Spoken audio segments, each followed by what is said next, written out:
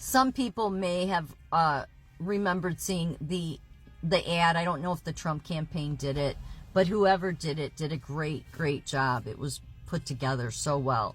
And it was sort of an extended ad. It was to the Dream On song by Aerosmith. So that ad, that song really, it still sticks with me. I mean, everybody knows that that's a classic song. Everybody knows the lyrics, but I never really realized what the song was talking about. And it really was talking about sort of where we're at. But what Steven Tyler, because it's not a love song, obviously, and you may think, oh, it's just about living your dreams, and no, it's really about, there's some artists, maybe you could say, but I'll get to that. I'll explain. It'll all tie in the end here. But really what he's saying is he's talking about, never knowing how much longer he has left.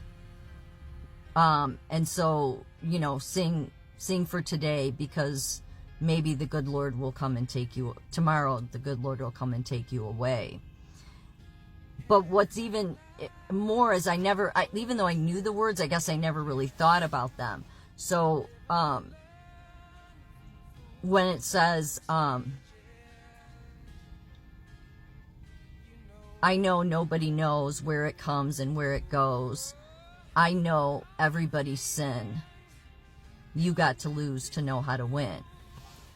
And that line just really stuck, that verse, because I thought, we didn't lose in 2020, but what does Trump usually say? That we had to have a pause for 4 years.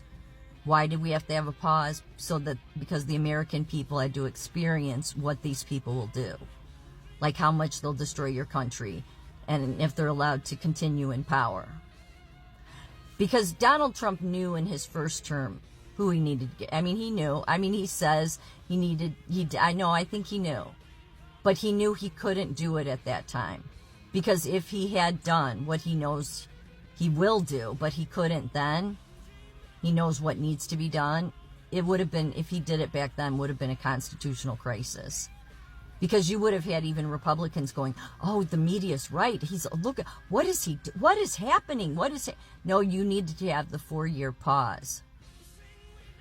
Because then, when Donald Trump goes back into office, 90% of this country will be saying, you got it, DJT, you do whatever you need to do. We have faith that you will take care of it.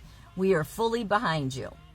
Whereas in his first term, no, most people still had no idea the lengths that our own government will go to destroy us, destroy this country. So you had to have the 4-year pause. So you had to lose to know how to win. And then what really, really stuck out to me is how in that song Dream On it says, all things come back to you. And I never really thought about it. I'm like, wait, he's talking about God. It's about God. I'm like, wait a minute, that's what it means. Everything always comes back to God. All things come back to you. All things come back to God eventually. It's so, and then even the way they laid it out, because Donald Trump's written a lot of books. And so for that verse where it talks about, my life's been books within the pages. Yeah, whoever did that ad had done, showing Donald Trump and his books. And I even though I knew the lyrics of that song, I never really thought about it. And I thought, that's what happened. We had to lose so that we can go on to win. And everything comes back to you. Everything comes back to God. Now, where I'm going to tie this up with the music industry is that in 2021, like every artist from the 70s, the 80s, and then the 90s and the current were on tour in 2021. I mean, crazy. I mean, like, people you thought, where? They're still a band? Like, those 4 girls from the 80s, I forget what their band name was, that did Walk Like an Egyptian, and I'm like, they're on tour? What? Like, that? When was the last time they were on tour? Oh, like 15 years ago. I mean, Adam Ant. Like, it was just, I mean, in some of these 70s ones, I'm like, they're solo artists. I'm like, that dude's still alive. I mean, really, I think I had done a video on my old channel about it, because it was page after page after page after page of artists. I mean, just sheet full of artists. And some, maybe like Ozzy, I guess, came out and did a couple of shows. Some people that had retired 10 years ago came out and said, yeah, we're just going to do a tour and then we're going to go into retirement again. Yeah, it was everybody in the music industry. And so then you realize, oh, well, something was coming down the pipeline. The P. Diddy, Harvey Weinstein, Epstein, all the same kind of problem going on. So I had thought back then when I saw that, I'm like, they're all trying to get some extra cash in the bank, because they likely are anticipating a bunch of criminal lawsuits. And so they need some extra cash. I mean, and even the ones that, are current, like, your Beyonce and some others that aren't necessarily old bands or anything. But it seemed like many of them, because I watched some of these tours, and many of them were very sad, like the last shows. And I mean, like that this was the last, like, it's as if they all knew that the final curtain is coming down. And that's really what Dream On talks about, is that sing with me, sing for today, sing for the laughter, sing for maybe tomorrow the good Lord will take you away.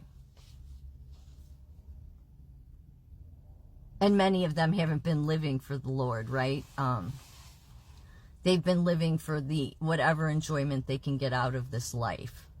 Not saying that God didn't want you to have enjoyment, but I mean, they've really gone above and beyond, let's face it, in many cases. And then the ones that were started out on tour, like Aerosmith, and then all of a sudden, nope, Steven Tyler can't sing anymore, so it's done. Couldn't even finish his tour. And that was their final tour, was to be. Celine Dion, I mean, she came out to sing at, the Olympics or something, but she can't anymore. And Adele is taking, this, like, break, and it's just, so it's almost like if you watched any of their tours, especially when they were at the end of them, even the ones that weren't saying it was their last tour, they seemed very, very sad. Like, like, oh, this is the last show I'll do, even though they weren't saying that. And with all the artists going back to the 70s, I think even Blondie, is she even still alive? And these weren't cover bands. These were literally the people. Like, maybe it was a band and one, band member wasn't in it, or it was a replacement person. But no, these were the literal, actual solo artists or bands going back to the late 70s, 80s, 90s, bands that have not done any tours for decades. All of a sudden in 2021, along with everybody else, doing a tour or going out to do, 5 shows, 10 shows, 3 shows. All of them in the music industry. It was eerie. And I think it's because they know that the final curtain is coming down, if it hasn't already come down. So, as Aerosmith says, everything comes back to you. Everything goes back to God, always. I think the final curtain fell on much of the music industry. Most especially once all that Diddy stuff started falling. But they already knew that was coming. They did. They were preparing, which is why I think many of them knew this is likely my last tour. And there was a lot of them.